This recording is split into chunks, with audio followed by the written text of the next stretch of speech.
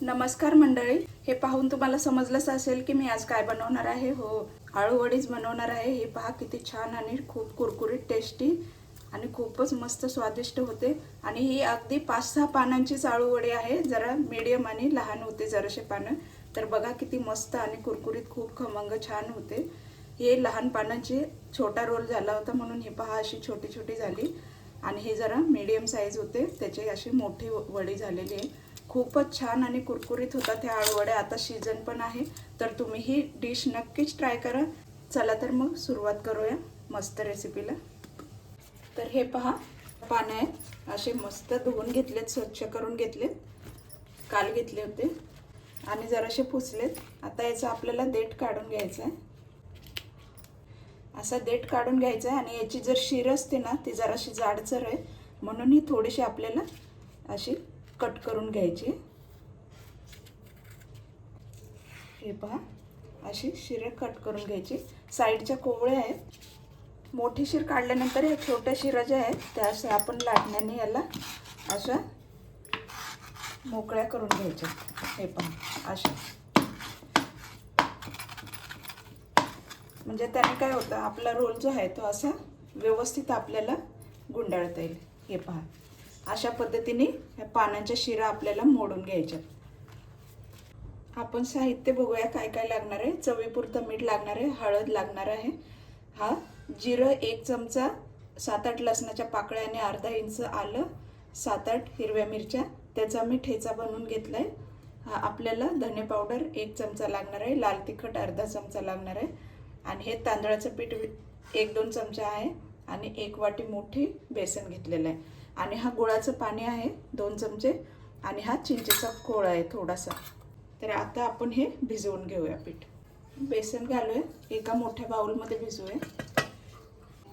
तांदळाचं पीठ घालूया, हा मिरचीचा ठेचा, चवीपुरतं मीठ घालूया. हे थोडंसं मी लाल तिखट कलरसाठी घालते, तुम्ही नाही घातलं तरी पण चालेल.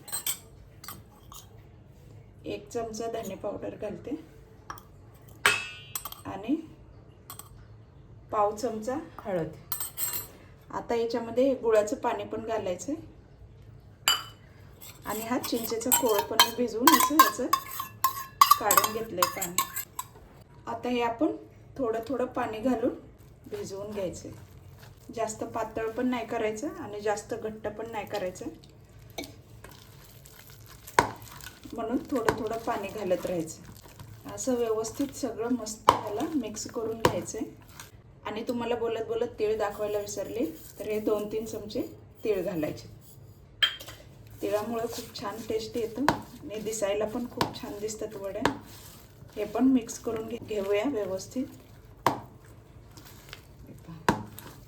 तर पातळ पण नाही आणि जास्त घट्ट पण नाही, म्हणजे पानांना व्यवस्थित बसेल आणि निघणार नाही.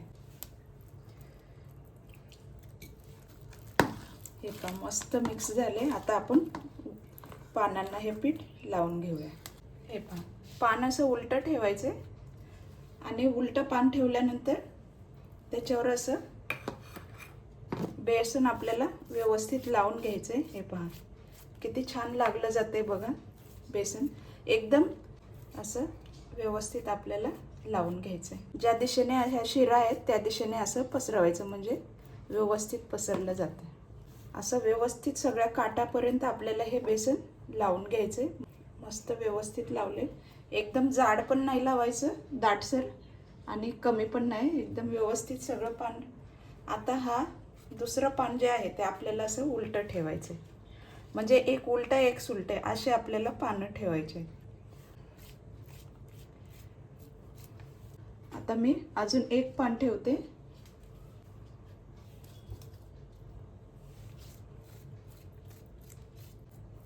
हे पहा, बेसन लावून झाले. तर ह्याचा रोल कसा करायचा बघा. हे जी बाजू आहे ती आपल्याला थोडीशी आतमध्ये फोल्ड करायची.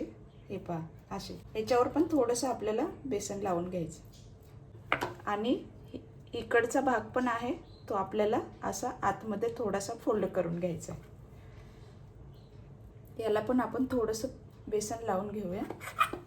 आता इकडनं पण आपल्याला थोडंसं फोल्ड करून घ्यायचं आहे. हे पहा असं व्यवस्थित फोल्ड करून घ्यायचं आहे आणि या साईडहून पण आपल्याला जरासं फोल्ड करून घ्यायचं आहे. हे पहा असं. आणि नंतर आपल्याला एकदम अशी दाबून रोल करत जायचे आळूवडी. हे पहा अशी.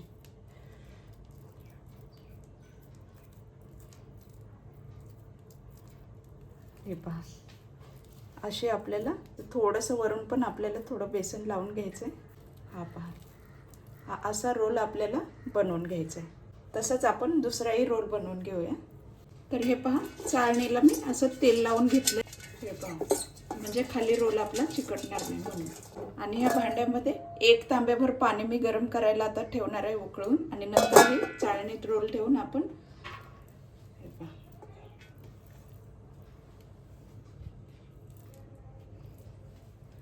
हे 2 रोल मी बनवले. हे जास्त पानाचं बनवलं आणि हे 2 पानं उरली होती त्याचं बनवलं. आणि हे असं झाकून ठेवायचं आपल्याला. हे आपण गॅसवर ठेवू. पहिले 5 मिनिट गॅस फास्टच ठेवायचा आहे. नंतर मग आपल्याला गॅस बारीक करून 10 मिनिट तरी आपल्याला हे उकडून घ्यायचे रोल. तर हे पहा मस्त आपले रोल उकडून थंड झालेले आहेत. आता हे आपण कट करून घेऊया. 15 मिनिट मी गॅसवर ठेवलं होतं. आता याला कट करून घेऊया आपण.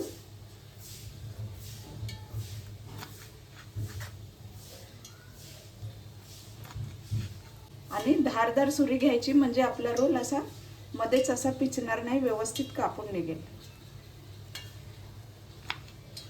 आणि हे पहा ह्या साईजच्या मी कट केलेल्या आहेत. त्या तळायला पण बऱ्या पडतात आणि कच्च्या पण राहत नाहीत आणि आतमध्ये व्यवस्थित तळल्या जातात कुरकुरीत एकदम. असेच आपण सगळं रोल कट करून घेऊया.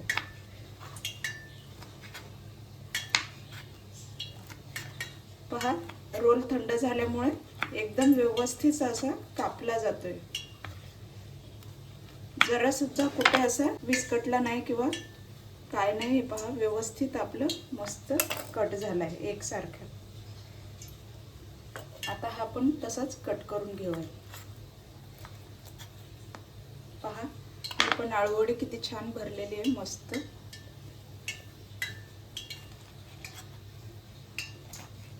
पहा किती छान वड्या मस्त बनलेल्या आहेत. आता हे आपण तळून घेऊया. तेल गरम करायला ठेवलंय. त्याच्यात छोटा तुकडा घालून बघूया. हे पहा मस्त वरती आलाय म्हणजे खाली चिटकला नाही आणि करपलाही नाही. हे पहा मस्त वरती तरंगतंय म्हणजे आपलं तेल परफेक्ट गरम झालेलं आहे. आता आपण त्याच्यामध्ये वड्या टाकूया. जेवढ्या त्याच्यात बसतील तेवढ्या वड्या आपल्याला तेलामध्ये सोडायच्या आहेत.